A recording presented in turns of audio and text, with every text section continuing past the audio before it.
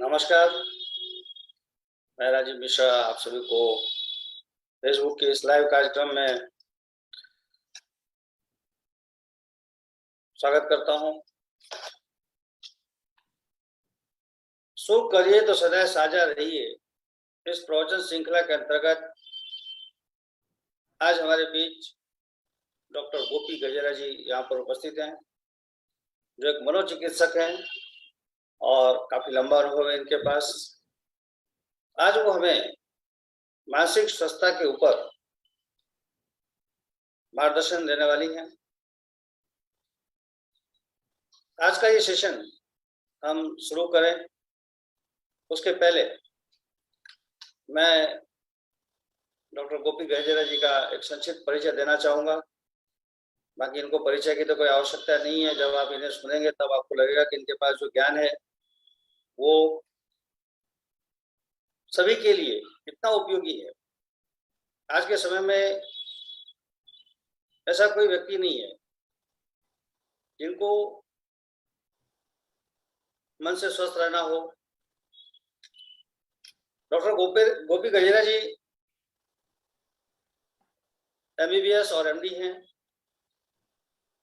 और इन्होंने राजकोट से MBBS की डिग्री ली है और इसके बाद इन्होंने MD साउथ से किया है। इनकी अनेक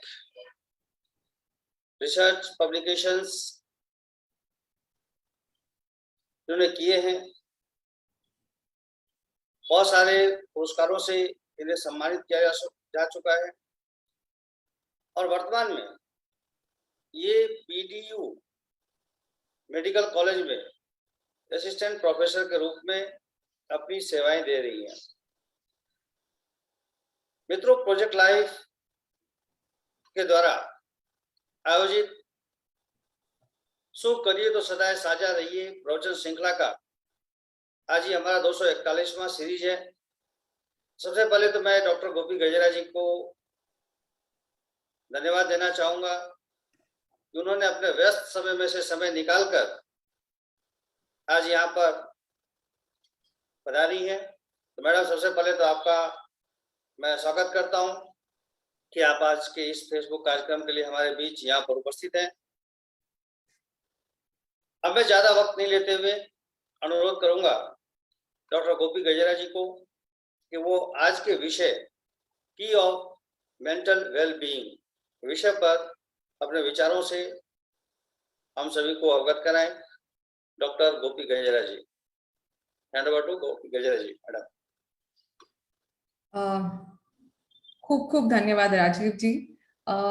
તમે મને આ ઓપોર્ચ્યુનિટી આપી એક જેથી કરીને હું પ્રોજેક્ટ લાઈફની સાથે સંકળાયેલા બધા લોકો સુધી પહોંચી શકું અને સાથે સાથે માનસિક સ્વાસ્થ્ય બાબતે જે થોડી ઘણી જાણકારી મારે આપવાની છે હું આપી શકું અને જે પણ કંઈ થોડો ઘણો એમનામાં ફરક કે પછી નવી જાણકારી મળવાથી જે પણ કંઈ ફાયદો થાય એના માટે હું પ્રયત્ન કરી શકું.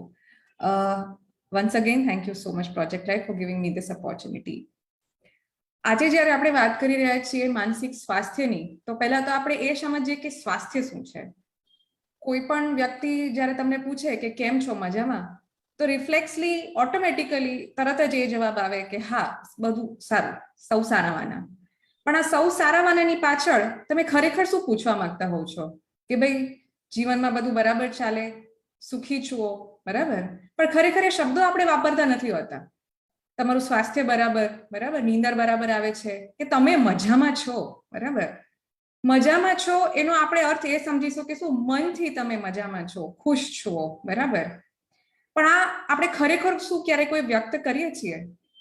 હું તમને બધાને એક પ્રશ્ન પૂછું, છેલ્લે ક્યારે એવું બન્યું તમારી સાથે કે આજે મજા નથી આવતી, લાવને જરા ચા મંગાવ, કે આજે બહુ મેળ નથી, આપણે ના જઈએ તો ક્યાંય, બરાબર?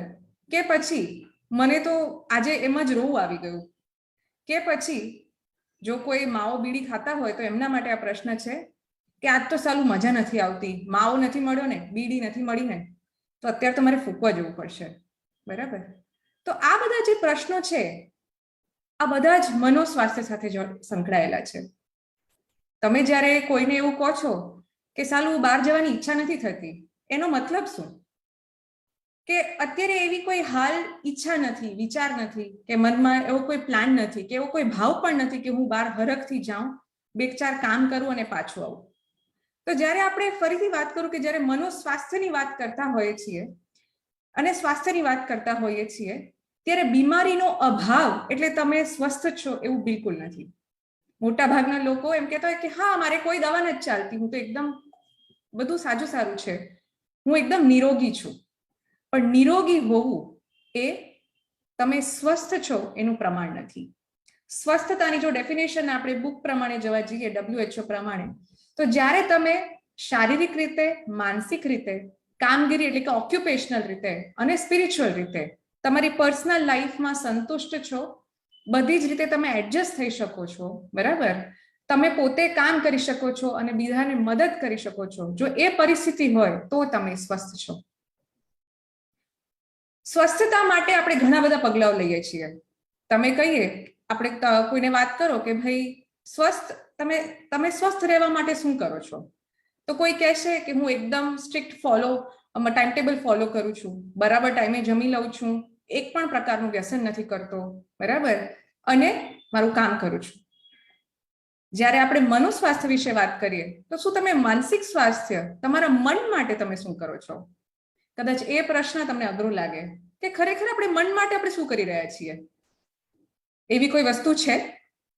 શું આપણે ખરેખર મનને જાણીએ છીએ? તમે એ પણ શું જાણો છો કે તમે દુઃખી છો, કે તમે હતાશ છો, કે તમે ચિંતામાં છો? કદાચ એ પ્રશ્ન તમારી પાસે આવે પણ ખરા કે કેમ કોઈ માણસ તમને ઓળખે, બરાબર, તમારો મિત્ર મળે છે તમને અને પૂછે છે કેમ ભાઈ તું થોડોક દુઃખી લાગે છે? એવું નહીં કહેશે કેમ ભાઈ તું ઢીલો ઢીલો લાગે છે, બરાબર. એટલે આપણે કહીશું અરે ભાઈ કઈ નહીં, આ તો થોડું થોડું ચાલ્યા કરે, બરાબર ને? પણ શું ત્યારે વાત થઈ શકે કે હા ભાઈ આજકાલ બહુ મજા નથી આવતી? એવું આપણાથી કહેવાતું નથી, કારણ કે આપણે શીખ્યા પણ નથી. એવી જ રીતે આપણે મનને જાણતા કોઈ આપણે શીખવાડતું નથી, અને એથી જ આપણે કહીએ છીએ કે ના, મને કોઈ પ્રકારનું ટેન્શન નથી, હું તો એકદમ સારું છું, બરાબર. સ્વાસ્થ્ય વિશે વાત કરતા આપણે હમણાં શીખ્યા કે હા, આપણે એક લાઈફસ્ટાઈલ ફોલો કરવી જોઈએ, બરોબર હેલ્ધી ખાવાનું ખાવું જોઈએ, જીવનમાં થોડી એક્સરસાઇઝ કરવી જોઈએ, બરાબર, નિયમિત રીતે બરાબર નીંદર કરવી જોઈએ, બરાબર, અને આપણું કામ કરવું જોઈએ. પણ મનને સ્વાસ્થ્ય રાખવા માટે ખૂબ જ ઓછા પ્રયત્નો થાય છે, કારણ કે માનસિક સ્વાસ્થ્ય જાળવવા માટેના જે રસ્તાઓ છે એ પણ આપણને બહુ ઓછા લોકોને ખબર હોય છે. અને જે ખબર હોય છે એવું માને છે હું ક્યાં માનસિક બીમાર છું, મને ક્યાં કોઈ ટેન્શન છે, કે હું ક્યાં થોડી હતાશ છું, હું તો એકદમ સારી છું. હવે આ જે આપણે સમજનો જે અભાવ છે, આપણે એને કહેશું કે અવેરનેસ નથી, કે 2-3 દિવસથી આપણને બહુ મજા ના આવતી હોય, બરાબર, તો લોકો કહે છે એ તો બધું રેડી થઈ જાય, જવા દે ને, બધું થઈ જશે સારાવાના. માની લો કે તમે એક્ઝામમાં ફેલ થયા તો લોકો શું કહેશે? એમ જ કહેશે કે એ તો થોડી મહેનત કર ને તો પાસ થઈ જશે, કઈ વાંધો નહીં, આવું તો થાય કરે. પણ એના પાછળની જે હતાશા છે એની સાથે એડજસ્ટમેન્ટ થવાનું કોણ શીખવાડશે? અને જો આપણે શીખીશું પણ ખરા તો એ ક્યારે શીખીશું?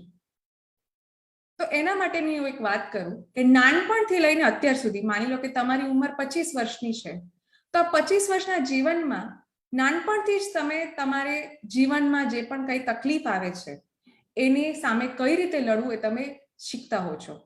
કઈ રીતે?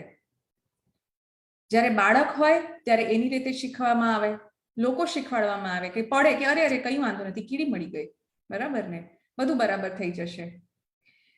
તો આવી રીતે અત્યાર સુધી તમારા જીવનમાં જે પણ કોઈ તકલીફ આવે એને તમે આડકત રીતે કોઈને સાથે સમજીને, કોઈની સાથે જોઈને, કોઈનું જે પણ કંઈ કરેલું હોય એને ઇમિટેટ કરીને, કે કોઈ ફલાણી વ્યક્તિ આવી રીતે કરે છે તો મારે પણ આવી રીતે કરવું જોઈએ, તો જોઈને શીખતા હોય છે, સમજીને શીખતા હોય છે. તો પોતાની સમજ પ્રમાણે આ તણાવથી કે જીવનના કોઈ પણ પ્રકારની તકલીફ હોય એના લડતા આપણે સમજીને શીખતા હોઈએ છીએ. આ જ જ્યારે તકલીફ આપણાથી હેન્ડલ નથી થતી, બરાબર, ત્યારે આપણા મન પર અસર થાય છે. એનું એક તમને ઉદાહરણ આપું કે માની લો કે તમારે જોઈતું કાર્ય નથી થયું, કે પછી સેમ ઉદાહરણ કે તમે એક્ઝામમાં પાસ નથી થયા, બરાબર? તો એ જે ઘટના બની તમારી સાથે, એમાં તમને સ્વાભાવિક રીતે હતાશાની લાગણી થાય કે ભાઈ આ કેમ થયું, મેં તો આટલી મહેનત કરી હતી છતાં મને ફેલ કર્યો, બરાબર? ફેલ કર્યો, બરાબર? એ ત્યારે એક્સેપ્ટ નથી થતું કે હા કદાચ મારી તૈયારી જે છે એ ઓછી પડી હોય, કે તો પછી મને બરાબર જે પ્રશ્ન છે એ બરાબર આવડ્યો નહીં હોય, કે પછી મારું જે લખાણ છે એ યોગ્ય નહીં હોય. તો એ જે એક્સેપ્ટન્સની ભાવના છે એ તમારામાં કેટલી હદે આવે છે અને એ કેટલું પ્રમાણમાં છે કે જેથી તમે આ જે તમારા લાઈફની જે આ તણાવ છે એને તમે હેન્ડલ કરી શકો, એમાંથી બહાર આવી શકો અને આગળ ફરીથી પરીક્ષાની તૈયારી કરી શકો. એ છે તમારું મનોસ્વાસ્થ્ય. કે કેટલી જલ્દીથી આપણે કોઈ પણ જીવનની એવી ન ગમતી પરિસ્થિતિ કે એવી કોઈ તણાવજનક પરિસ્થિતિની સામે લડીએ છીએ અને એમાંથી બહાર આવીએ છીએ, અને એની જે તણાવ છે એની અસર આપણે આપણા રોજિંદા જીવનમાં નથી પાડતા, આપણા બીજા કોઈની સાથે સંબંધોમાં નથી પાડતા, બરાબર છે? એ છે આપણું મનોસ્વાસ્થ્ય. સામાન્ય રીતે તમે જો છેલ્લે યાદ કરો, તમે કોઈના પર જો ગુસ્સે હો, બરાબર, તો તમે એને ક્યારેક વઢી લો, ક્યારેક એને બે શબ્દો કહી લો. ઘણા લોકો ઉગ્રતાનો પણ સહારો લેતા હોય છે, બરાબર, કે એના સામે ગુસ્સો થઈ જાય છે, વસ્તુઓ આડી અવડી મુકાઈ જાય છે. ઘણા લોકો રોઈ લેતા હોય છે, ઘણા લોકો હતાશ થઈ જતા હોય છે. તો કોઈ એક જ્યારે બનાવ બને એવું જરૂરી નથી કે બધા જ લોકોનો પ્રતિભાવ સેમ હોય. બધા લોકો કોઈ પણ પરિસ્થિતિ છે એની સામે અલગ અલગ રીતે લડતા હોય છે. અને જ્યારે આ પરિસ્થિતિમાંથી બરાબર રીતે બહાર નથી આવતા, જ્યારે આ પરિસ્થિતિમાંથી એમના મન પર અસર થઈ અને બીજા લોકોના સંબંધો પર અસર પડે છે, જ્યારે આ પરિસ્થિતિના કારણે એમના રેગ્યુલર રોજિંદા જીવનમાં અસર પડે છે, જેમ કે કોઈ સ્ટુડન્ટ હોય તો વાંચી ન શકે, એનું જે કામ છે કરી ન શકે, હાઉસવાઈફ હોય તો એ કોઈ પણ કામ કરવામાં એનું મન ના લાગે, બરાબર, ભૂલાઈ જાય, કે પછી કામમાં તકલીફ પડે, કે કામ કરવાની બિલકુલ ઈચ્છા ના થાય, ત્યારે એને મનોસ્વાસ્થ્ય પર અસર કહેવાય છે. અને જો આ લાંબા સમય સુધી હોય ત્યારે એ મનોરોગનો રૂપ લે છે. આપણે કહીશું તો પછી શું આપણે બધાને મનોરોગ થાય છે?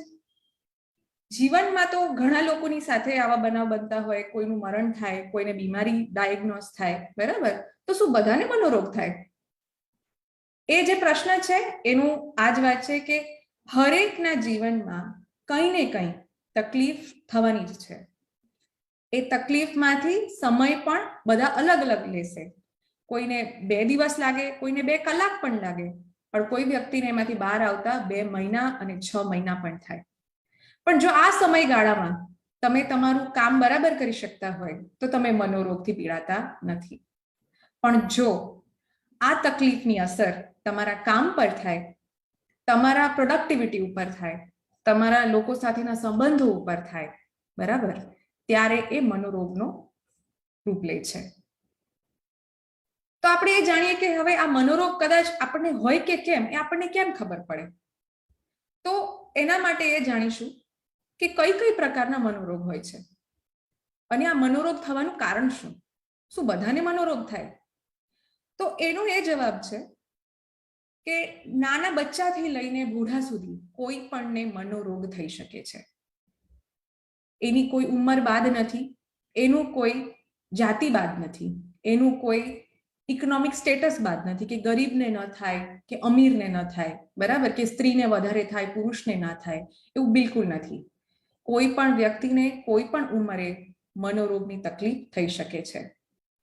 પણ હા, એ હંમેશા યાદ રાખો કે માનસિક તકલીફ સૌ કોઈને થાય, પણ મનોરોગ બધાને થાય એવું જરૂરી નથી. એટલે કદાચ તમે 2 કલાક માટે હતાશ હોય તો કદાચ એ મનોરોગ ના પણ હોઈ શકે, એ ખાલી માનસિક તકલીફ છે, બરાબર. પણ આનું ચોક્કસપણે નિદાન થવું જરૂરી છે. તો જ્યારે નિદાનની વાત કરીએ આપણે, તો આનું નિદાન કઈ રીતે થાય? આપણે જો હૃદયની તકલીફ હોય તો હૃદયની પટ્ટી કાઢે, બરાબર છે. જો તમને ખૂનની કમી હોય તો લોહીની તપાસ કરે. તો આ માનસિક તકલીફ જે છે એનું નિદાન કઈ રીતે થશે? તો એના માટે આપણે એ સમજવું પડે કે આ માનસિક તકલીફ જે છે થાય છે શાના કારણે. તો એનું ખૂબ સરસ એક મોડેલ આપેલું છે, બાયોસાઇકોસોશિયલ મોડેલ, કે આ જે માનસિક તકલીફ છે એ બાયોલોજીકલ રીઝન મતલબ કે શરીરમાં થતી કોઈ કેમિકલ ઇમ્બેલેન્સ કે બ્રેઇનમાં થતી એવી કોઈ તકલીફ, બરાબર, કે જેમાં અમુક કેમિકલ, બે ખાસ પ્રકારના કેમિકલ હોય છે જે મૂળભૂત આધાર રાખે છે, સેરેટોનિન, નોરેપિનેફ્રિન, બરાબર છે, એની કેમિકલ ઇમ્બેલેન્સ થવાથી માનસિક તકલીફ થાય. દેટ ઇઝ બાયોલોજીકલ રીઝન કે ભાઈ શરીરમાં એવી કોઈ ઉણપ કે શરીરમાં એવી કોઈ તકલીફ કે જેના કારણે આપણને ફિલિંગ્સની, લાગણીની, મનની તકલીફ થઈ શકે, બરાબર. બીજું છે સાયકોલોજીકલ પ્રોબ્લેમ.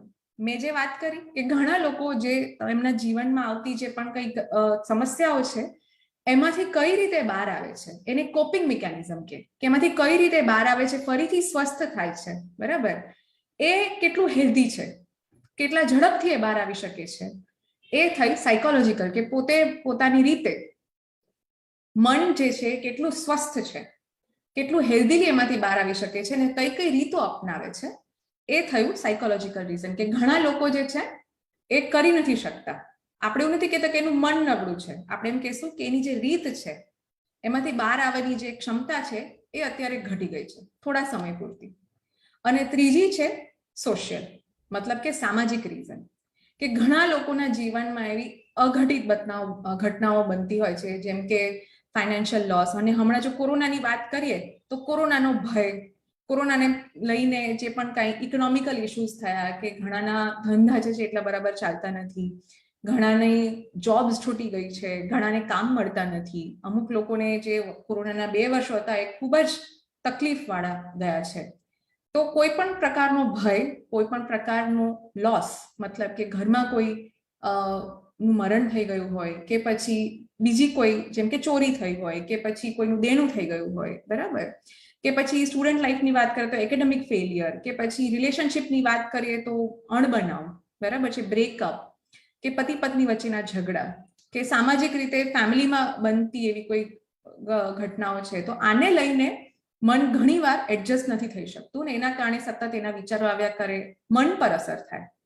અને જ્યારે આ ત્રણેય વસ્તુને આપણે સમજીએ કે ભાઈ અમુક કેમિકલ ઇમ્બેલેન્સ છે એના કારણે સ્ટ્રેસ વધે, જ્યારે સોશિયલ લાઈફમાં કંઈ પ્રોબ્લેમ હોય તો એના કારણે સ્ટ્રેસ વધે, આ બધી જ તકલીફ જ્યારે ભેગી આપણે સમજીએ ત્યારે માનસિક જે તણાવ થાય છે એની સાથે સાથે શારીરિક પણ ચેન્જીસ આવે છે.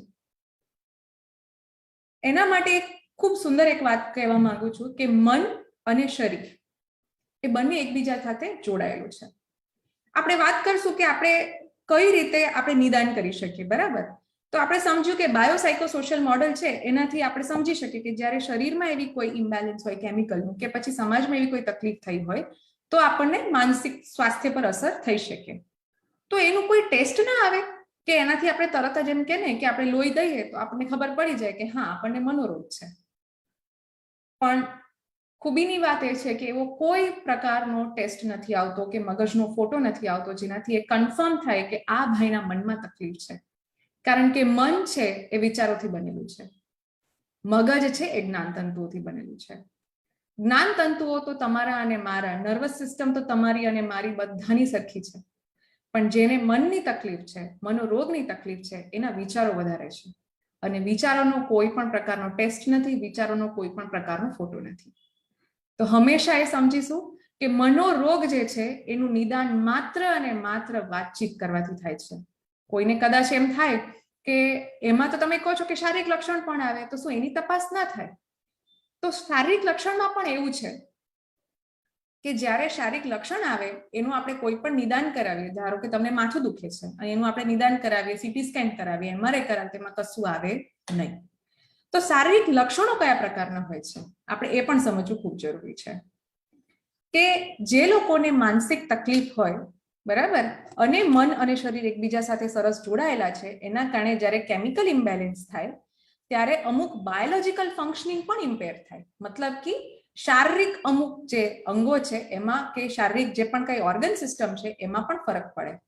ઉદાહરણ તરીકે ઘણા લોકોને 3 વસ્તુઓ મેઇન ફેર પડે. એક છે નીંદર, લોકોની નીંદર ઉડી જાય, નીંદર બરાબર ના આવે, કાં તો એક સરખી ના આવે કે પછી સંતોષકારક નીંદર ના આવે. નીંદરની જે ક્વોલિટી છે એ ઇમ્પેર થાય, મોડી નીંદર આવે, વહેલી ઉડી જાય કે વારે વારે ઉડ્યા કરે. બરાબર છે, આ પ્રકારની તકલીફ થાય. બીજી મેઇન સિસ્ટમ અફેક્ટ કરે એ છે ભૂખ. ગમે એટલા પકવાન બનાવે, મેડમ ભૂખ નથી લાગતી, શું કરું, ખવાતું જ નથી ને, છેલ્લા અમુક સમયથી તો આપણને પેટમાં લોચા જ વળે એવું થાય છે, બરાબર. તો આ છે ભૂખના લક્ષણો, કે બરાબર ભૂખ ના લાગે કાં તો ખવાય નહીં. અને ત્રીજું જે છે એ છે અશક્તિ, નબળાઈ આવ્યા કરે, બરાબર. તો તમને એમ થશે કે આ તમે વાત કરો છો કે અશક્તિ આવે છે, બરાબર, તો આપણે ટેસ્ટ કરાવીએ તો ખબર ના પડે શું, કે મગજ દુખે કે કઈ જગ્યાએ દુખાવો થાય તો આપણે ટેસ્ટ કરાવીએ તો ખબર ના પડે શું. પણ આપણે એ સમજવાનું છે કે માનસિક તકલીફ છે એ શારીરિક કોઈ પણ રોગ હોય, બરાબર, એનું એક્સક્લુઝન ડાયગ્નોસિસ છે. મતલબ કે જો તમને અશક્તિ આવતા હોય અને આપણે કોઈ પણ પ્રકારનો ટેસ્ટ કરાવીએ અને એમ થાય કે ના બધું જ નોર્મલ છે, એનો મતલબ કે મનની અશક્તિ છે, બરાબર. તો પહેલા આપણે શારીરિક ની જે રોગ છે પહેલા તો આપણે એને પહેલા જ પ્રાધાન્ય આપીશું, અને જો કંઈ એવું ના હોય તો એનો મતલબ કે 100% કંઈક મનની અસ્વસ્થતા છે. હું અસ્વસ્થતા શબ્દ એટલે વાપરું છું કારણ કે મનોરોગ છે કે કેમ એ કોઈ નિષ્ણાત જ નક્કી કરી શકે, બરાબર છે. તો આપણે જોયું કે મન જ્યારે અસર કરે છે, જ્યારે માનસિક સ્વાસ્થ્ય કોઈનું અસર કરે છે ત્યારે માનસિક તકલીફો તો થાય છે, જેના વિશે આપણે આગળ વાત કરીશું કે શું શું થઈ શકે. એની સાથે સાથે શારીરિક લક્ષણો પણ હોય. એટલે મોટાભાગના લોકોને જ્યારે ખબર ના હોય કે ભાઈ મારા વિચાર આ પ્રકારના છે, કે મને મનની આ તકલીફ છે, ત્યારે નજીકના ડોક્ટરના આના માટે જાય કે સાહેબ નીંદર નથી આવતી ને અશક્તિ થાય છે. ઘણા લોકોને અમે જોયા છે કે અમારે સરકારી હોસ્પિટલ, હું પોતે સિવિલમાં અત્યારે પ્રેક્ટિસ કરી રહી છું, કે મોટાભાગના લોકો ફિઝિશિયનને બતાવે છે પહેલા કે મજા નથી આવતી કે પછી અશક્તિ લાગે છે, અને પછી એમને ખ્યાલ પડે 2-3 મહિનાઓ દવા લે પછી ઘણા લોકોને ખ્યાલ પડતો હોય છે કે અચ્છા આ શારીરિક રોગ નથી, એના જે ઇન્વેસ્ટિગેશન કરાવ્યા એ પણ નોર્મલ આવે છે, તમે માનસિક વિભાગમાં બતાવો, બરાબર. તો મોટાભાગના લોકો એવું માનતા હોય છે કે મને શારીરિક તકલીફ છે અને એ માનસિક તકલીફ એટલે ગાંડપણની તકલીફ, એટલે મને એ તો હોય જ ના શકે. તો આ સૌથી મોટામાં મોટું આપણે જે કહીએ મિથ છે, ગેરમાન્યતા છે સમાજમાં ફેલાવી, કે માનસિક તકલીફ એટલે ગાંડપણ, કે હું કઈ થોડી ગાંડી છું કે હું મનોચિકિત્સક પાસે જાઉં કે સાયકિયાટ્રિસ્ટ પાસે જાઉં. મોટાભાગના લોકો એ સમજતા હોય છે કે માનસિક બીમારી, માનસિક તકલીફ એટલે કે આડું અવડું બોલવું, ગાંડપણ કરવું, કપડાં કાઢી નાખવા, ગાળો બોલવી, બરાબર છે. એટલા માટે જ મેં સૌથી પહેલા આ વાતને એડ્રેસ કરી કે છેલ્લે ક્યારે એવું બન્યું હતું કે તમે એમ થયું કે આજે મજા નથી આવી, બરાબર, એ તમારા મન પરની અસર છે અને એ કંઈક માનસિક અસ્વસ્થતાની નિશાની છે. જો એ લાંબા સમય સુધી હોય તો એ બીમારીમાં રૂપાંતર થઈ શકે છે. તો મોટાભાગના લોકોને જ્યારે ખબર નથી હોતી કે માનસિક બીમારી શું છે, ત્યારે એ લોકો એને ગાંડપણને ગેરસમજ કરતા હોય છે. તો એના માટે ફર્ધર આપણે એ સમજીએ કે કેટલા પ્રકારની માનસિક બીમારી હોય છે. તો એક તો ગંભીર પ્રકારની માનસિક બીમારી, જેને સિવિયર મેન્ટલ ડિસઓર્ડર કહેશું, કે જેમાં આપણી વાણી, વર્તન, કાર્યક્ષમતા પર ફરક પડે, અવાજ સંભળાય, ભણકારા સંભળાય એટલા હોય તો આપણું જે વર્તન છે એમાં ખૂબ જ ફેરફાર થઈ જાય. ઘણા લોકો ખૂબ જ ઉગ્ર થઈ જતા હોય છે, ઘણા લોકો ગાળો બોલતા હોય છે, ઘણા લોકો વિના કોઈ કારણથી મારકૂટ કરતા હોય છે, ગુસ્સો કરતા હોય છે, બરાબર છે. તો આ બધા પ્રકારની તકલીફ જે છે એ ગંભીર પ્રકારની માનસિક બીમારીમાં આવે, કે જેમાં લોકોનું વાણી, વર્તન અને વ્યવહાર સામાજિક રીતે એક્સેપ્ટેબલ નથી હોતું, કે લોકો આવું બિલકુલ નતા કરતા. પહેલા એક મહિના પહેલા તો એકદમ બરાબર હતું. મને લોકો એવું કહે છે કે 6 મહિના પહેલા તો કામે જતો મેડમ, બધું કામ કરતો બરાબર, 10,000 રૂપિયા કમાઈ લેતો કે 25,000 રૂપિયા કમાઈ લેતો, પણ હમણાંથી એકલો બોલે છે. એમ કે છે કે મને પેલો મારવા આવે છે ને આ મારવા આવે છે, જમવાનું આપે તો કે છે કે અમે ઝેર નાખેલું હોય છે, બરાબર. આ બધા પ્રકારની તકલીફ જે છે એને સાયકોટિક ડિસઓર્ડર્સ કહે, કે જેમાં એને વહેમ શંકા થાય, અવાજના ભણકારા સંભળાય, અને આ બધી જે તકલીફ છે એ ગંભીર પ્રકારની માનસિક બીમારી હોય છે. અને તમને સાંભળીને નવાઈ લાગશે કે આ તકલીફ બહુ નહિવત પ્રમાણમાં હોય છે. 100માંથી 100 જો માનસિક બીમારીના કેસ હોય તો એમાંથી માત્ર 1 કે 2% લોકોને જ આ ગંભીર પ્રકારની માનસિક બીમારીનું નિદાન થતું હોય છે. તો પછી મોટાભાગની બીમારી કઈ પ્રકારની હોય છે, બરાબર. તો એને કહેશું આપણે કોમન મેન્ટલ ડિસઓર્ડર, કે સામાન્ય રીતે જોવા મળતી અલગ અલગ પ્રકારની જે બીમારી છે એના આપણે નામ લઈશું. તો આપણે છેલ્લે 2016માં નેશનલ મેન્ટલ હેલ્થ સર્વે થયો અને એમાં જાણવા મળ્યું કે 40 થી 60% અલગ અલગ સ્ટેટમાં થયું, એટલે 40 થી 60% લોકોને સામાન્ય રીતે જોવા મળતી માનસિક બીમારીનું નિદાન થયેલું છે. 100માંથી 13 લોકોને માનસિક બીમારીનું નિદાન થયેલું છે. વધારેમાં વધારે 13 લોકોને, કે 100 લોકોને આપણે ભેગા કરીએ તેમાંથી 13 લોકોને માનસિક બીમારી છે જેની દવા લેવી જરૂરી છે. અને એ 13 લોકો છે એમાંથી 10 લોકોને સામાન્ય રીતે જોવા મળતી માનસિક બીમારીનું નિદાન થયેલ છે. આપણે ગુજરાતની વાત કરીએ તો સૌથી કોમન જોવા મળતી માનસિક બીમારી છે વ્યસન, કે કોઈ પણ પ્રકારનું પદાર્થનું વ્યસન. વ્યસન એટલે આપણે એ સમજીશું તમાકુ, બીડી, સિગરેટ ની સાથે સાથે શરાબ કે બીજી કોઈ ગાંજા કે બીજી કોઈ રિક્રિએશનલ ડ્રગ્સ. બરાબર. આપણે મોટા ભાગે તંબાકુ અને શરાબ જે છે દારૂનું વ્યસન જોવા મળે છે. એના પછી આપણે વાત કરીશું સૌથી કોમન બીમારી જે છે એ છે ડિપ્રેશન અને એન્ઝાઇટી. હવે જ્યારે આપણે ડિપ્રેશનની વાત કરીએ તો મોટા ભાગના લોકો ડિપ્રેશનને એડજેક્ટિવ તરીકે વાપરતા હોય છે, કે આજ તો મને બહુ ડિપ્રેશન ફીલ થાય છે. બરાબર ને, કે મને તો ભાઈ સ્ટ્રેસ થઈ ગયું, આણે મને કહ્યું કે એમ કે ને કે આટલા લોકો આવવાના છે, કે અચાનક એમ કે ને કે ઓડિટ આવવાનું છે, તો મને તો એકદમ સ્ટ્રેસ થઈ ગયું. બરાબર. તો શબ્દો તો તમે બરાબર વાપરો છો, પણ એની પાછળની જે સમજ છે એ હું થોડી બદલવા માંગીશ.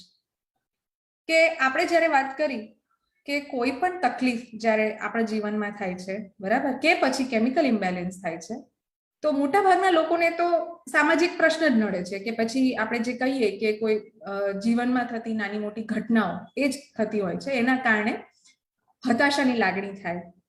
બરાબર, કે આખો દિવસ ગુમસુમ રહેવાની ઈચ્છા થાય, મન ના લાગે, એમ થાય કે કશું જ કરવું નથી, પડ્યા રહીએ. એમાંથી જો વધારે ગંભીર હોય તો ઘણા લોકોને રડવું આવતું હોય છે, પોતાના વિશે એકદમ નેગેટિવ વિચાર આવતા હોય છે, કે મારું કંઈ જ નહીં થાય, આગળ શું થશે, હવે તો આ થઈ ગયું, એમાંથી કઈ રીતે બહાર આવીશ. કે પછી વધારે ગંભીર માત્રામાં જ્યારે થાય તો મરવાના પણ વિચારો આવતા હોય છે.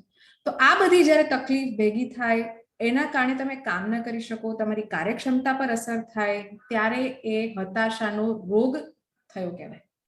એટલે જ વાત છે કે જો નાની મોટી માનસિક અસ્વસ્થતાની જો તમને જાણકારી થાય તો તમે જો નજીકના કોઈ પણ સાયકિયાટ્રિસ્ટને બતાવો, કે એનું ચોક્કસ નિદાન કરાવો. બરાબર, તો આપણે એનું નિદાન કરી શકીએ કે હા તમને રોગ છે કે કેમ, અને એની ચોક્કસ જે સારવાર છે કે બીજી કઈ પણ રીત છે આપણે અપનાવી શકીએ. તો આ થઈ વાત હતાશાના રોગની, દેટ ઇઝ ડિપ્રેશન. એના પછી મોસ્ટ કોમન જોવા મળતી તકલીફ છે કે ચિંતાની. હવે આ ચિંતાની જે તકલીફ છે, તમે કહેશો ચિંતા તો બધાને થાય, કે થોડી એનો મતલબ કે રોગ છે. બરાબર. તો આ જે ચિંતાની તકલીફ છે એના કારણે ઘણીવાર એવું બનતું હોય છે કે આવી સામાજિક પ્રશ્ન થયો એના પછી અચાનક જ ગભરાટ થઈ જવી, પાલ્પિટેશન, છાતીના ધબકારા સંભળાવા લાગવા, બેચેની થવી, શ્વાસ ઊંડો ઊંડો થવો, પેટમાં ફાડ પડવી, કે પછી ચક્કર આવવા, હાથ પગ ઢીલા થઈ જવા, હાથ પગમાં ઝંઝણાટી થવી. આ બધી તકલીફ અચાનક જ અસ્વસ્થતા ક્રિએટ કરે છે, અને એના પછી 15-20 મિનિટ પછી તમને સારું પણ લાગે. બરાબર. તો આને કહેવાય ચિંતાનો અટેક. પણ આવું જ્યારે પણ થાય ત્યારે વહેમમાં ના રહેવું કે આ માત્ર ને માત્ર માનસિક બીમારી છે. નજીકના ડોક્ટરને જઈને મળવું, અને જો હૃદયની તકલીફ હોય કે એવું કંઈ તમને જણાય તો એનું ચોક્કસપણે નિદાન કરાવવું. પણ આ પ્રકારની જે ચિંતાની તકલીફ છે એમાં આવા ચિંતાના અટેક આવી શકે છે. અને બીજા ઘણા લોકોને એવું પણ બનતું હોય છે કે આખો દિવસ વિચાર આવ્યા કરે.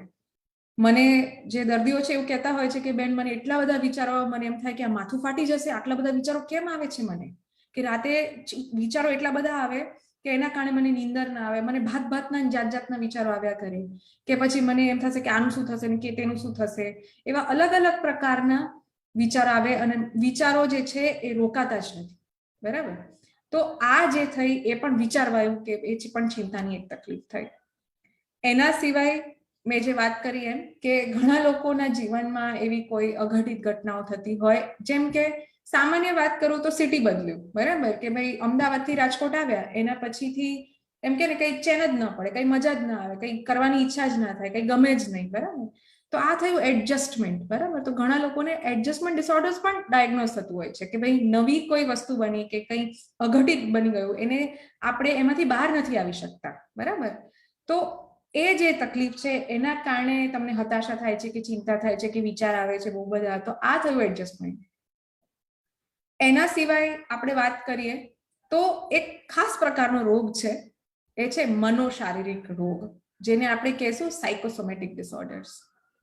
એ પણ ઘણા લોકોને નિદાન થતું હોય છે અને એમાં મોટા ભાગના લોકોને જે તકલીફ થતી હોય છે એ છે માથાના દુખાવાની, કે માથું સેજ સેજ દુખ્યા કરે, બરાબર છે. અને એ જે તકલીફ છે, આપણે એમ થાય કે માથું દુખે છે તો ચલો ને ફોટો પડાવી લઈએ, તો ઘણા લોકો ફોટો પણ પડાવતા હોય છે, સીટી સ્કેન કરાવતા હોય છે, એમઆરઆઈ કરાવતા હોય છે, અને 2-4 મહિના દવાઓ કરાવતા હોય છે, પણ એનાથી પણ ખાસ ફરક પડતો નથી હોતો. તો આ જે પ્રકારની બીમારી છે એ છે મનોશારીરિક બીમારી, જેમાં મનની અસ્વસ્થતાને કારણે શરીર પર અસર થાય છે, અને એ શરીરની જે અસર છે એ આપણને વધારે ને વધારે તકલીફદાયક લાગે છે કે આ મને માથું મટતું કેમ નથી, કે પછી મને આ પ્રકારની તકલીફ મટતી કેમ નથી, એની જે ચિંતા છે આપણે ખૂબ થયા કરે છે.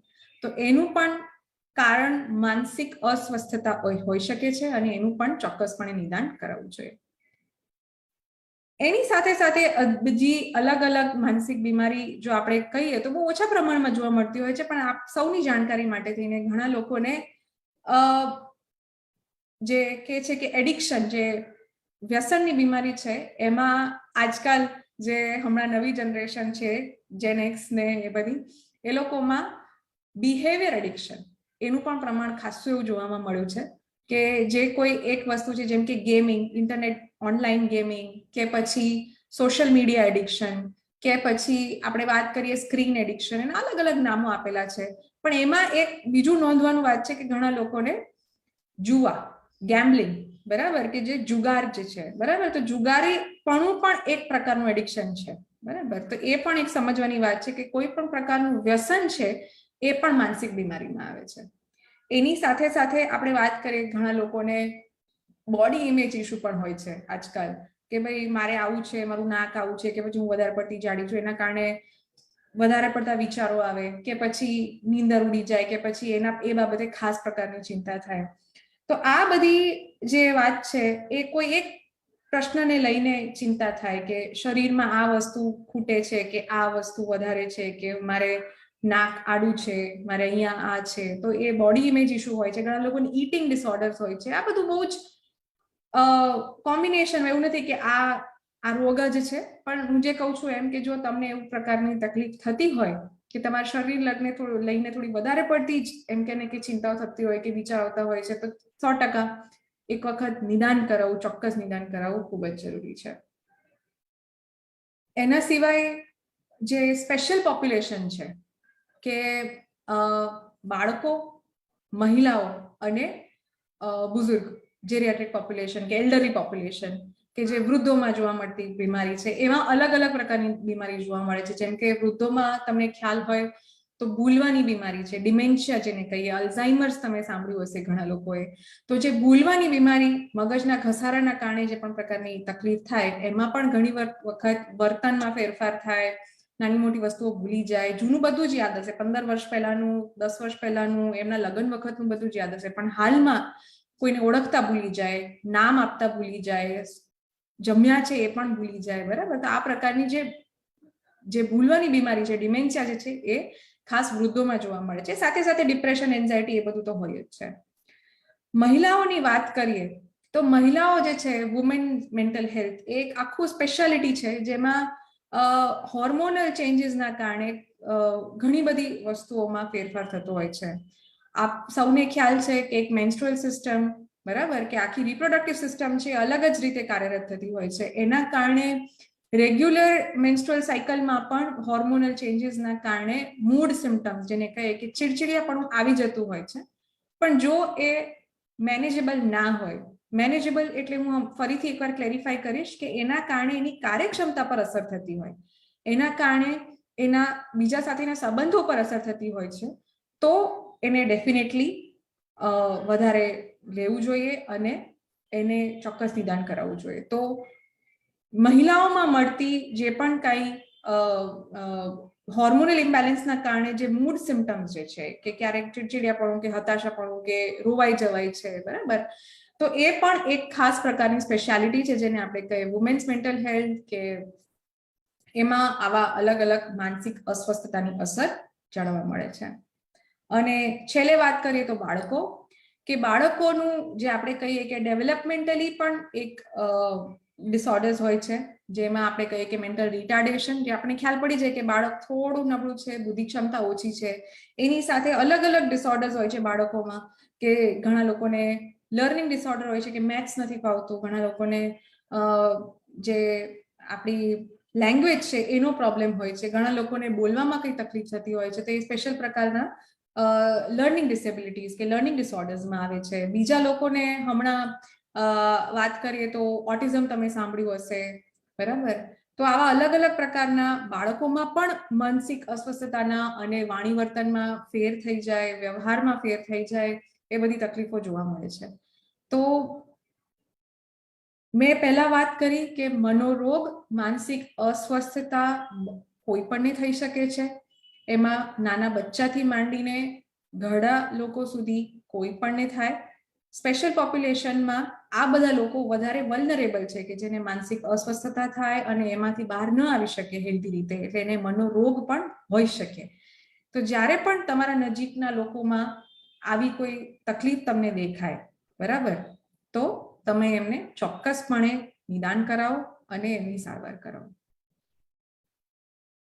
છેલ્લે એક મને રિક્વેસ્ટ આવેલી કે આપણે શું મરવાના વિચારો આવે, શું એ પણ માનસિક બીમારીમાં આવે? અને મરવાના જે વિચારો આવે એનું શું કઈ રોગ હોય? તો આ પ્રશ્નને હું એડ્રેસ એવી રીતે કરીશ કે તમે જોયું હશે કે આજકાલ ન્યૂઝમાં પણ ઘણું ભણાવી ચડાવીને પણ વાત કરતા હોય છે કે છેલ્લે સુશાંત સિંહ રાજપૂતનું જે અણબનાવ બની ગયો એના પછી આ વાત ઘણી બધી એમ કે ને કે મીડિયામાં પ્રચલિત થઈ છે. તો વાત કરીએ એમ કે ઘણા લોકોને જ્યારે માનસિક અસ્વસ્થતા હોય કે આપણે કહીએ કે સ્ટ્રેસ હોય કે કોઈ જ્યારે જીવનમાં થતી એવી કોઈ પણ પ્રકારની તકલીફ થયેલી હોય, એમાં જ્યારે ગંભીર રીતે જ્યારે માનસિક અસ્વસ્થતા ઉપર અસર કરે ત્યારે મરવાના વિચારો આવતા હોય છે. હવે તમને એમ થશે કે શું બધા લોકો જે મરવાના વિચારો કરે છે એ બીમાર કહેવાય? બીમાર કહેવાય કે કેમ એનું નિદાન કરાવવું ચોક્કસપણે જરૂરી છે, હું એમ કહીશ. જો તમને કે તમારા ધ્યાનમાં એવા કોઈ લોકો હોય કે જેણે તમને વાત કરેલી હોય કે ભાઈ આજકાલ મને બહુ સારું નથી થતું, કે પછી એમ આમાંથી કઈ રીતે હું બહાર આવીશ, મને તો આમાં કોઈ રસ્તો નથી દેખાતો, આ તકલીફ તો મને નથી લાગતું ક્યારે સોલ્વ થાય, ક્યારેક તો એકદમ જ એમ કે ને કે આશા નથી રહેતી, એમ કે એકદમ નિરાશ થઈ જવાય છે. ઘણા લોકો તમને છૂટથી એક્સપ્રેસ કરતા પણ હશે કે હમણાં નથી મજા આવતી, એમ થાય કે આમ કરતા તો મરી જાઉં, બરાબર, ક્યારેક ગુસ્સામાં કહેતા હશે, ક્યાં તો બીજી રીતે કહેતા હશે. તો આવા લોકોનું વાત કરીએ કે ચોક્કસ નિદાન કરવું ખૂબ જ જરૂરી છે. જો એમને મનોરોગનું નિદાન થાય તો એમની સારવાર થઈ શકે છે, એમની દવાથી સારવાર થઈ શકે છે, બીજા ઘણા બધા રીત છે, ઘણી બધી એમના માટે ટ્રીટમેન્ટ ઓપ્શન્સ છે જે આપણે કરી શકીએ, પણ એમને યોગ્ય મદદ મળવી ખૂબ જ જરૂરી છે. તો તમે કઈ રીતે કોઈને મદદ કરી શકો કે આપણે વ્યક્તિગત રીતે આપણે પોતે અથવા તો બીજા કોઈને આવા જો લક્ષણ હોય તો આપણે જાણી શકીએ કે કેમ, શું આપણે કોઈને મદદ કરી શકીએ? તો એના માટે હું એક વાત કરીશ. કોઈ પણ વ્યક્તિ, એમને કોઈ સાયકિયાટ્રીની કે સાયકોલોજીની ડિગ્રીની જરૂર નથી, કોઈ પણ વ્યક્તિ માનસિક અસ્વસ્થતાને જોઈ શકે છે, પારખી શકે છે. કઈ રીતે? એની અમુક નિશાનીઓ હોય છે, સાઇન્સ એન્ડ સિમ્પટમ્સ જેને આપણે કહીએ, કે જો કોઈ વ્યક્તિમાં એવા કોઈ ફેરફાર દેખાય, બરાબર, જો તમે નોંધો તો તમે એમને યોગ્ય માર્ગદર્શન આપી શકો છો. તો પહેલા તો આપણે એ વાત કરીએ કે માનસિક અસ્વસ્થતાના કે આવી રીતે જે કોઈને બીમારી હોય કે પછી જે સુસાઇડની કેની વાતો કરતા હોય કે કોઈ પણ વ્યક્તિ જેને મનોરોગ હોય કે પછી માનસિક અસ્વસ્થતા હોય એને આપણે કઈ રીતે જાણી શકીએ? જો કોઈ વ્યક્તિના વર્તનમાં તમને કોઈ ફેરફાર જણાય કે ભાઈ અત્યાર સુધી તો બધું જ બરાબર હતું, અચાનકથી આ વ્યક્તિ થોડો ચીડચીડિયો રહેવા માંડ્યો છે, બરાબર હસતો નથી, કે પછી બરાબર હસતો નથી એટલે કે ખુશ નથી રહેતો, આજકાલ થોડો ગમગીન દેખાય છે, કે પછી બરાબર જમતો નથી, આપણે કેટલું પણ એને ભાવતું બનાવી દઈએ તો પણ એ બરાબર ખાતો નથી, કે પછી તમને જોવા મળે છે કે એમાં વ્યસનનું જે પ્રમાણ છે વધી ગયું છે, કે પહેલા તો દિવસમાં 1 ફાકી ચાલતી પણ હમણાંથી 6-7 ફાકી ખાય છે, કે ચાનું પ્રમાણ કે પછી બીડી સિગરેટનું પ્રમાણ કે ઇવન શરાબનું સેવન વધી ગયું છે, બરાબર? જો આ પ્રકારના ફેરફારની તમે નોંધ લ્યો, બરાબર, તો ચોક્કસ એમને કંઈક માનસિક અસ્વસ્થતાની નિશાની છે અને એમને યોગ્ય વ્યક્તિ પાસે મદદ માટે મોકલો. હવે આ જે છે એ તમે ઓબ્ઝર્વ 100% કરી શકશો, કારણ કે તમારી આજુબાજુના જે લોકો છે, તમારા ફેમિલી અને ફ્રેન્ડ્સ છે, તમને ખ્યાલ છે કે એમની કાર્યક્ષમતા કેટલી છે, એ આટલું કરી શકે છે કે કેમ, કે મોટા ભાગે તો એ ખુશ જ રહેતો હોય છે પણ હમણાંથી થોડો એમ કે ને ગમગીન દેખાય છે, કે હમણાંથી હસતો નથી, કે પછી આપણે બહાર જવાનું કહીએ તો બહાર નથી જતો, કે પછી હોમવર્ક, તમે માની લો કે બાળકો છે કે પેલા હોમવર્ક કરતો તો બરાબર પણ હમણાંથી એટલું બધું કેવું પડે છે ને કે હોમવર્ક કરવામાં ઈચ્છા જ નથી થતી. તો આવા બિહેવિયરલ ચેન્જીસ જેને કે જે વર્તનમાં જે ફેરફાર થાય લોકોના, એ પોતાની રીતે, વ્યક્તિગત રીતે, સામાજિક રીતે, કે પછી આપણે કહીએ કે જે ફોર્સફુલ કે ભાઈ બહાર લગ્ન પ્રસંગમાં બી નથી જતો, એ ઘરે ને ઘરે જ બેસવાનું પસંદ કરે છે, એમ કે મને નથી મજા આવતી એવું કયા કરે છે. જો આવી કોઈ નોંધ તમે લ્યો કોઈ વ્યક્તિ માટે તો 100% એમને યોગ્ય માર્ગદર્શન આપો, જેમાં એમને પ્રોપર કોઈ સાયકિયાટ્રિસ્ટને બતાવો, સાયકોલોજીસ્ટને બતાવો જો અવેલેબલ હોય તો, પણ એને કોઈ પણ મનોચિકિત્સકને ત્યાં મોકલો, બરાબર? મેન્ટલ હેલ્થ પ્રોફેશનલ જેને આપણે કહીએ એને પાસે મોકલો અને એનું ચોક્કસ નિદાન કરાવો કે હમણાંથી કેમ આવું થાય છે. હમણાંથી એટલે 2 કલાકની તો ડેફિનેટલી વાત નથી થતી, અમુક દિવસોથી જો તમે આવા ફેરફાર નોંધો તો ચોક્કસ મોકલો. આના સિવાય જો કોઈ વ્યક્તિ તમને એમને કે બહુ જ નબળી વાતો કરે છે હમણાંથી, કે પોતાના દુઃખની વાત કરે છે, બરાબર છે, તો સાંભળો બરાબર રીતે અને એમને ચોક્કસ વ્યક્તિ પાસે મોકલો. મરવાની કોઈ વાત કરતું હોય, તમે ફેસબુક પર જોયું એવી પોસ્ટ હમણાંથી ચાલતી હોય છે કે ઘણા લોકો એક્સપ્રેસ નથી કરતા અને હવે એક્સપ્રેસનું માધ્યમ પણ બદલાનું છે, કે ફેસબુક, ટ્વિટર, ઇન્સ્ટાગ્રામ પર એકદમ સેડ સ્ટોરીઝ મૂકતા હોય, પહેલા બધું જ બરાબર હોય પણ હમણાંથી કંઈ ચેન્જ થયો હોય તો ચોક્કસ એના માનસિક સ્વાસ્થ્ય ઉપર અસર થઈ છે. એમને સામેથી પૂછો કે હું શું તમારી મદદ કરી શકું, મને હમણાંથી આ ચેન્જ નોટિસ થાય છે, શું તમે કોઈની મદદ લીધી? બરાબર? તો આ રીતે તમે કોઈ પણ હતાશ વ્યક્તિ છે, કોઈ પણ અસ્વસ્થ વ્યક્તિ છે, તમે આવી રીતે મદદ કરી શકો.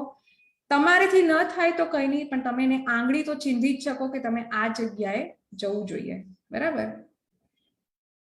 તો આવી રીતે કોઈ પણ જેને આપણે જે કહીએ કે અસ્વસ્થ વ્યક્તિ હોય, તમે એને આવી રીતે મદદ કરી શકો. લાસ્ટ પ્રશ્ન મારા તરફથી કે આવી જો કોઈ તકલીફ હોય, બરાબર, તો એનું કોઈ નિવારણ છે ખરા? શું એમાં માનસિક અસ્વસ્થતા હોય એમાંથી રોગ તરફ જતા અટકાવાય ખરા? અને જો માનસિક રોગ થાય તો શું કરવું, કોને મળવું, બરાબર? આ લાસ્ટ પ્રશ્ન મારા તરફથી કે સૌથી પહેલા તો તમને એવું જણાય છે કે ભાઈ આ ફલાણી વ્યક્તિ, મને એવું લાગે છે કે એને કોઈ પ્રકારનું સ્ટ્રેસ છે કે માનસિક અસ્વસ્થ છે, માનસિક રીતે ચિંતિત છે, કંઈ પણ તમને એવું લાગે કંઈ ફેરફાર છે, તો એમને એક મનોચિકિત્સક, મેન્ટલ હેલ્થ પ્રોફેશનલ પાસે મોકલો, મનોરોગ નિષ્ણાંત પાસે મોકલો, બરાબર? જેથી કરીને એ તમે એની આગળ શું કરવાનું છે એનું નિદાન છે બરાબર થઈ શકે. એની જો ગેરસમજ હોય કે ભાઈ મનોરોગ પાસે, નિષ્ણાત પાસે તો ભાઈ ગાંડા લોકો જ જાય, તો એ જે છે એ તમે થોડું ક્લિયર કરો કે ભાઈ આ છે માનસિક અસ્વસ્થતા કહેવાય, તું બરાબર કામ નથી કરી શકતો, કે પછી તારી કાર્યક્ષમતા પર અસર થાય છે, આટલા સમયથી હું જોઉં છું કે તો થોડું આમ તેમ રહે છે, તો આપણે એક વખત મળી આવીએ અને જો કંઈ હોય તો સાહેબ કે મેડમ જે છે એ બરાબર, જે ડોક્ટર જે છે એ પ્રોપર તમારું નિદાન કરીને જે પણ કંઈ સારવાર હોય એ કરશે. એની સારવારમાં આપણે વાત કરી અને તમે ઘણા લોકોને ખબર હશે કે દવાઓ હોય છે, બરાબર? દવાઓની સાથે સાથે થેરપી પણ હોય છે, જેને આપણે કહીએ કોગ્નિટિવ બિહેવિયર થેરપી, કે એનું એક પ્રકાર છે જે છે સાયકોથેરપી, જે છે વાતચીત દ્વારા સારવાર. બરાબર. તો અલગ અલગ રોગ માટે અલગ અલગ ટ્રીટમેન્ટ ઓપ્શન્સ હોય છે, એના ચર્ચા પર આપણે ના જઈએ. પણ જે સામાન્ય પ્રકારના જે રોગો આપણે જોયા, ડિપ્રેશન, એન્ઝાયટી, હતાશા, ચિંતા રોગ, વિચારવાયુ, બરાબર, કે પછી ઇવન વ્યસનની તકલીફ, એ બધાની સારવાર શક્ય છે. એ બધામાં તમે એ જે તકલીફ છે એમાંથી બહાર આવી શકો છો, અને તમારું જે જીવન છે એ પહેલાની જેમ જ સ્વસ્થ રીતે, સુખી રીતે અને સંતોષકારક રીતે કરી શકો છો. આ થઈ સારવારની વાત. તો શું એવી કોઈ વસ્તુ તમે કરી શકો જેના કારણે તમે માનસિક અસ્વસ્થતા જો તમે અનુભવ કરતા હોય તો એમાંથી તમે તાત્કાલિક બહાર આવો? બરાબર.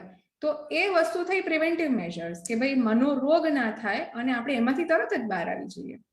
તો ફરીથી હું યાદ કરાવીશ કે મનોરોગ જે છે એના 3 કારણો છે. બાયોસાઇકોસોશિયલ, બરાબર, કે શરીરમાં થતી કેમિકલના ચેન્જીસ, સામાજિક પ્રશ્ન, બરાબર, અને પર્સનલી જે તમારા શારીરિક બંધારણ છે, બરાબર, કે માનસિક જે તમારી અમુક હેબિટ્સ છે, આ 3 વસ્તુને જો તમે ટાર્ગેટ કરશો તો ડેફિનેટલી જે તમને મનોરોગ જે છે એ નહીં થાય, અને જે હાલ જે 2-3 દિવસથી તમે અસ્વસ્થતા અનુભવો છો એમાંથી તમે બહાર આવી જશો. તો હવે સમાજને તો આપણે બદલી નથી શકવાના, બરાબર છે, કે કદાચ કોઈ ફાઇનાન્શિયલ ક્રાઇસિસ થાય તો એમાંથી તમે બદલી નથી શકવાના, પણ એના કારણે જે તમને ટેન્શન થાય છે, જે સ્ટ્રેસ થાય છે, શરીરમાં જે તમે તણાવ અનુભવો છો, એનું નિવારણ છે.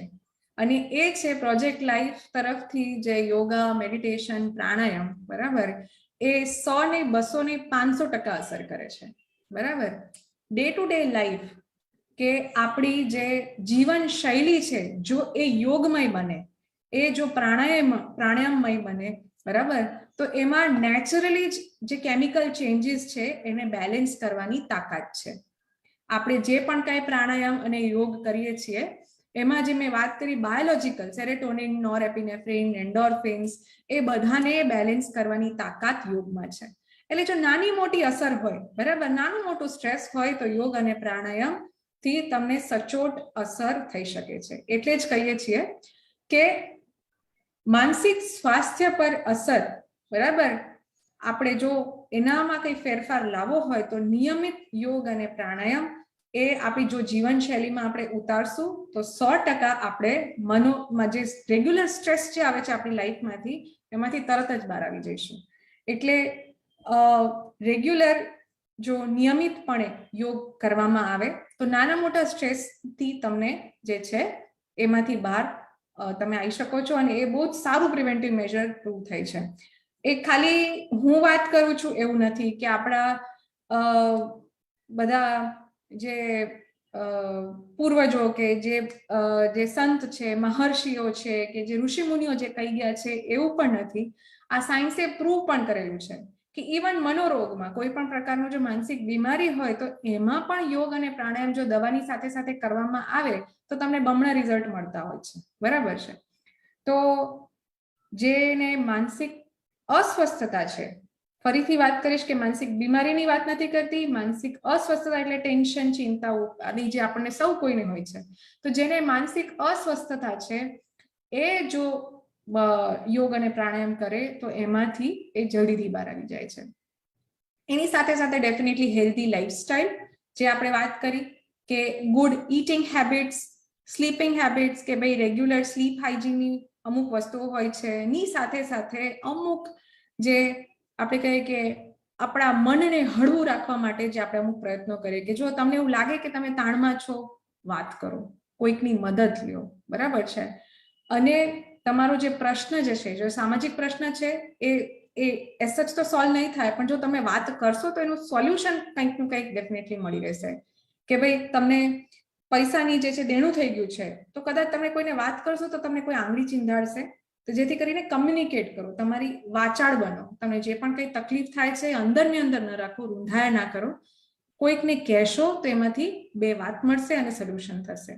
તો જ્યારે પણ સ્ટ્રેસ, ચિંતા, ઉપાધિ થાય, કોઈને વાત કરો, કોઈકની મદદ લ્યો. જો તમને શારીરિક લક્ષણ કે એવી કઈ તકલીફ થતી હોય રોજબરોજ જીવનમાં, યોગા પ્રાણાયામ કરો, તમને એવું લાગે છે કે આ માનસિક અસ્વસ્થતા થોડા સમયથી વધારે છે, માની લો કે 2-3 મહિનાથી આ તકલીફ થઈ રહી છે, મનોચિકિત્સકને મળો, મેન્ટલ હેલ્થ પ્રોફેશનલને મળો, સાયકિયાટ્રિસ્ટને મળો, થેરાપિસ્ટને મળો, બરાબર છે. એનું ચોક્કસ નિદાન કરાવો જેથી કરીને તમે એની સારવાર કરાવી શકો અને back to your healthy life, back to your well being, not just health, physical health, back to your mental well being તમે જઈ શકો. આ મારા તરફથી મેજર કીઝ છે to get back your mental well being. આ સાથે હું મારું જે પ્રવચન છે એ વિરમું છું અને મિશ્રાજીને કહીશ કે એમના તરફથી જો કોઈ પ્રશ્ન હોય, કોઈ વસ્તુ બાકી રહી જતી હોય તો 100% મને નોંધ કરાવે જેથી કરીને આપણે એને ક્લિયર કરી શકીએ. Thank you. Thank you madam, thank you so nice of you. बहुत ही बेहतरीन तरीके से आपने विषय को प्रस्तुत किया. some questions I have. First question is, how can mental health affect sleep? નહીં, હાઉ કેન મેન્ટલ હેલ્થ આપકા તમારી અવાજમાં Question is this, how can mental health affect sleep? Effect sleep. હા, આ પ્રશ્ન આપણે ઓલરેડી કરી લીધું છે કે કેમિકલ ચેન્જીસના કારણે, બ્રેઇનમાં થતા કેમિકલ ચેન્જીસના કારણે આપણા બાયોલોજિકલ ફંક્શનિંગ પર પણ અસર થાય છે. જે સ્લીપ બ્રેઇનમાં જે સ્લીપ સેન્ટર હોય, એપેટાઇટ સેન્ટર્સ હોય, એને અફેક્ટ કરે અને તમારી સ્લીપ જે છે એના કારણે એની ક્વોલિટી છે, અલગ અલગ પ્રકારની જે સ્લીપના પ્રોબ્લેમની આપણે વાત કરી એની અસર થતી હોય છે. एक मैडम बहुत ही क्वेश्चन ऐसा है कि जो बहुत सारे बच्चों के ऊपर लागू होगा. आजकल ये बच्चे ऑनलाइन गेमिंग बहुत खेलते हैं, उसका खास करके इतने सारे आजकल ऑनलाइन गेमिंग हो गए और बच्चों का मैक्सिमम टाइम और पेरेंट्स भी उससे बहुत ही परेशान हो जाते हैं, दुखी रहते हैं. बच्चों को समझाने के बावजूद भी वो लोग तो भी एडिक्शन, जैसा आपने कहा कि वो इतना बड़ा एडिक्शन होता है कि बच्चे, और मैंने कई जगह देखा है तो उसका तो नींद में भी उनकी जो उंगलियां हैं वो मूव करती रहती है. तो इसका मेरा ये प्रश्न ये है कि जो मोबाइल गेमिंग, जो ऑनलाइन गेमिंग है, उसका बच्चों के मन पर कितना गहरा प्रभाव पड़ता है और इससे बचने के लिए बच्चों को क्या करना चाहिए, उनके पेरेंट्स को क्या करना चाहिए, उनके पेरेंट्स क्या पर क्या मैसेज रहेगा? बिल्कुल. तो ये जो नई चीजें आई हैं, ડિજિટલ ટેકનોલોજીનો એમ કે ને કે આગળ વધવાથી કે આનું આટલું બધું એમ કે ને કે એક્ઝાઝર્બેટિંગ બહુ વધારે પડતું જ એમ કે ને કે આપણે યુઝ કરી રહ્યા છીએ. ખાલી બાળકો જ યુઝ કરે છે એવું નથી, પેરેન્ટ્સ પણ ટીવી, મોબાઈલનું અતિરેક કરતા હોય છે. અને મેં જેમ વાત કરી કે આપણે નાનપણથી જ અમુક વસ્તુઓ શીખતા હોઈએ છીએ જોઈને, બરાબર. નાનપણથી જે વસ્તુઓ શીખવામાં આવે મોટા ભાગે આપણે કોપી કરતા હોઈએ છીએ કે પપ્પાએ આવું કર્યું, મમ્મીએ આવું કર્યું એટલે હું આવું કરું છું, બરાબર. તો પહેલા તો આપણે એ જાણીએ, પેરેન્ટ્સનો જો આ પ્રશ્ન હોય તો પહેલા તો એ જાણીએ કે આપણે પોતે જે સ્ક્રીન છે, મોબાઈલ છે, કેટલો યુઝ કરીએ છીએ. બાળકને કહેતા પહેલા એ વસ્તુ આપણે પોતે અપનાવવી પડશે, આપણે પોતે એ વસ્તુને કટ શોર્ટ કરવું પડશે. સ્ક્રીન ટાઈમ જે છે એના અમુક નિયમો હોય છે. સ્ક્રીન ટાઈમ આખા ફેમિલીમાં અમુક નિયત કરવામાં આવે કે ભાઈ દિવસની 1 કલાક કે 2 કલાક ફ્રેગમેન્ટેડ જ યુઝ કરવામાં આવશે અને આ નિયમ પેરેન્ટ્સ પહેલા ફોલો કરે, બરાબર. તમે જે કહો છો કે કેટલી અસર થતી હોય છે, તો મેં જેમ વાત કરી કે જેમ કે બાળક શીખતા હોય છે તો એમાંથી ઘણું બધું શીખે છે. જેમ કે કોઈ મેં જોયું છે ઘણા બાળકો કાર્ટૂન જોતા હોય તો કાર્ટૂનની જેમ જ બિહેવ કરવા માંડે, બરાબર. તો એનું અસર વાણી, વર્તન, વ્યવહાર, ફ્યુચર અન્ડરસ્ટેન્ડિંગ, એનું એકેડેમિક્સ, એનું સોશિયલ રિલેશનશિપ, બહાર નહીં જશે, એકલું ઘરમાં પડીને એમ કે ને કે ગેમ રમવાનું પસંદ કરશે, બીજા લોકોની સાથે ઇન્ટરેક્ટ ઓછું કરશે. તો આ બધી જ વસ્તુઓ પર એની અસર થતી હોય છે અને આગળ જઈને કદાચ, કારણ કે આ બધું હજી નવું છે, તો આ જનરેશન જ્યારે મોટી થશે તો ત્યારે કદાચ એની જે કહું છું કે સ્ટ્રેસની સાથે લડવાની જે તાકાત છે, જે કહું છું કે કોપિંગ મિકેનિઝમ, એના પર પણ અસર થઈ શકે છે. કારણ કે આ બાળક બહાર નીકળ્યું જ નથી, સામાજિક જે પ્રશ્નો જે છે એને ખબર નથી કે એની સાથે કઈ રીતે વાતચીત કરાય કે કોઈને કઈ રીતે સમજાવાય, બરાબર છે. તો બની શકે છે કે જ્યારે આ બાળકો મોટા થાય ત્યારે એનું ઓવરઓલ જે સોશિયલ જે એડજસ્ટમેન્ટ છે એમાં એને પ્રોબ્લેમ થાય.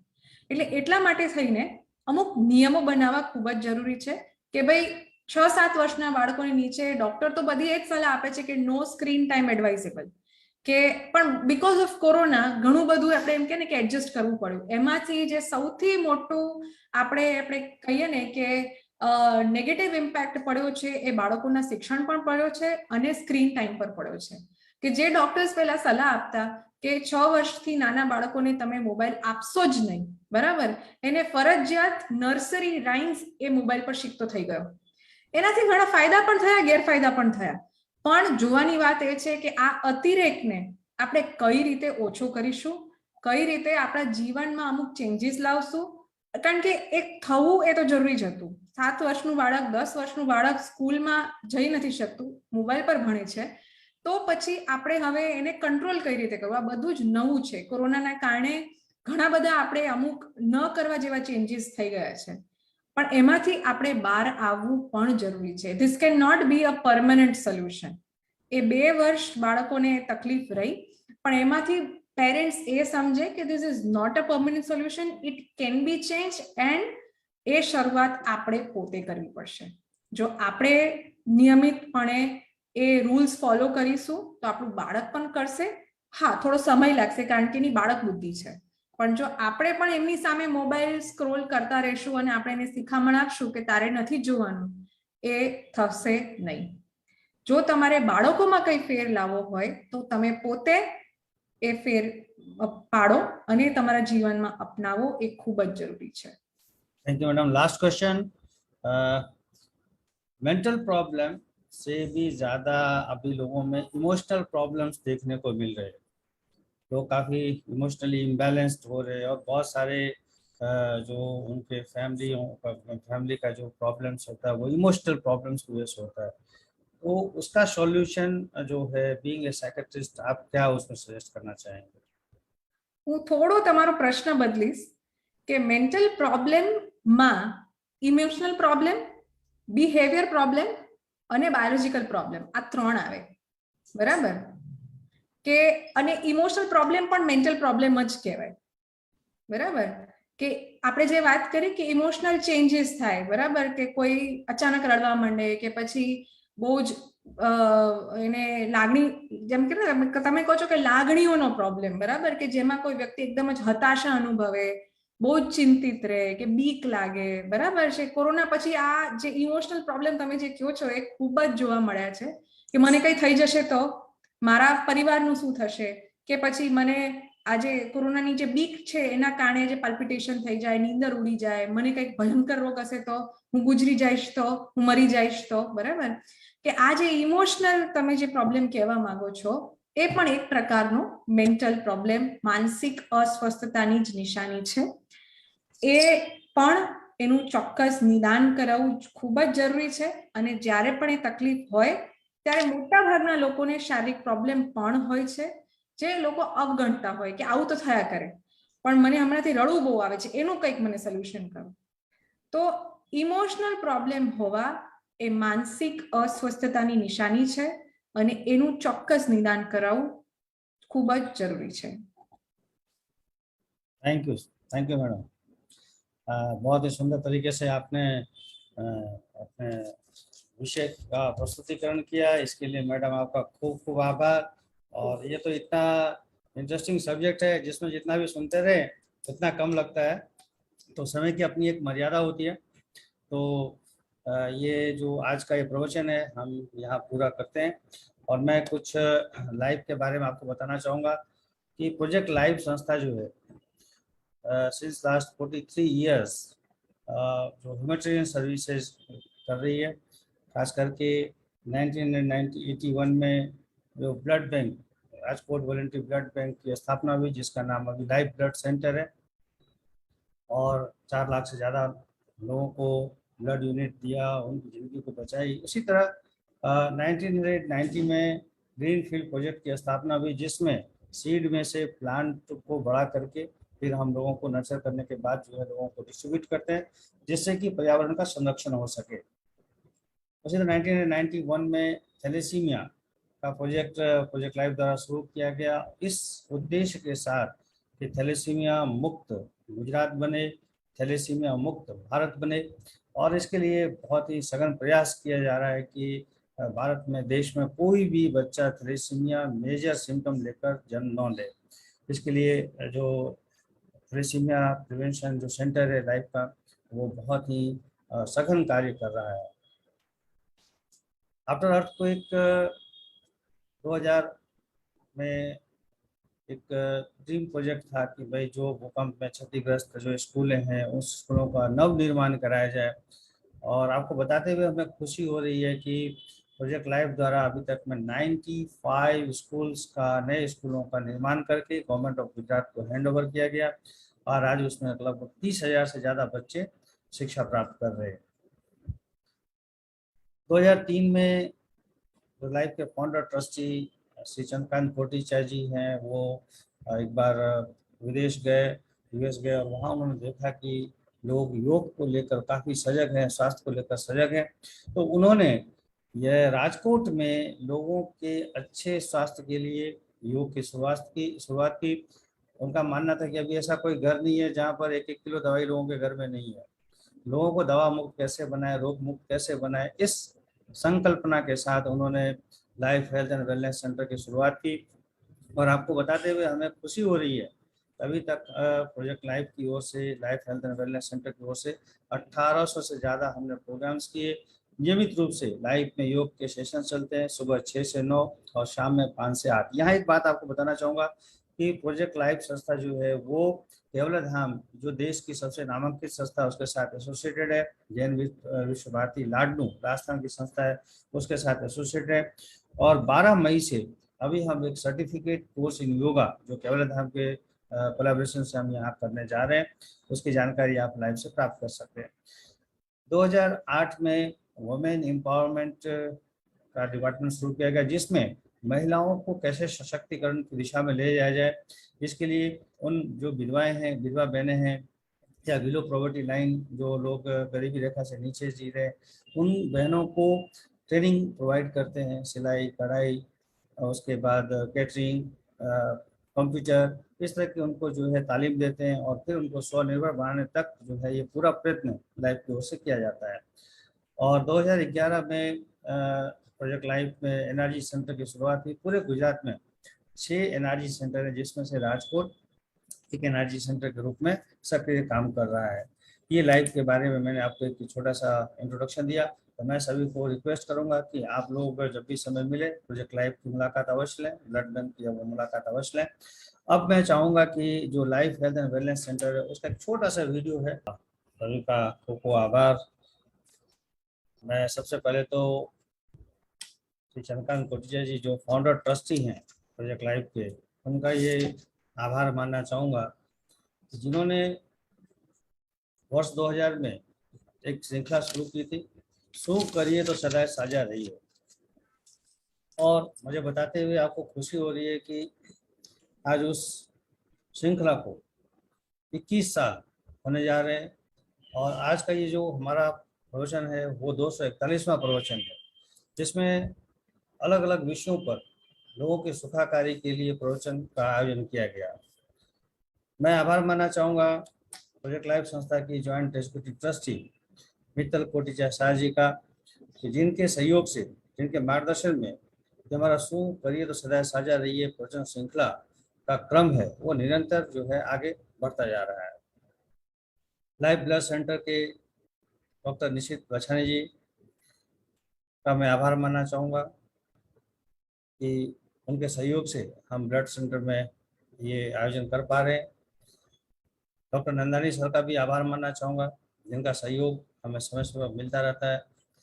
और मैं आज के इस अवसर पर डॉक्टर गोपी गजरा जी का आभार मानना चाहूँगा कि वो आज हमारे बीच उपस्थित हैं और उन्होंने बहुत ही सुंदर तरीके से मानसिक समस्याओं और उसके निराकरण के बारे में हम सभी को बताया।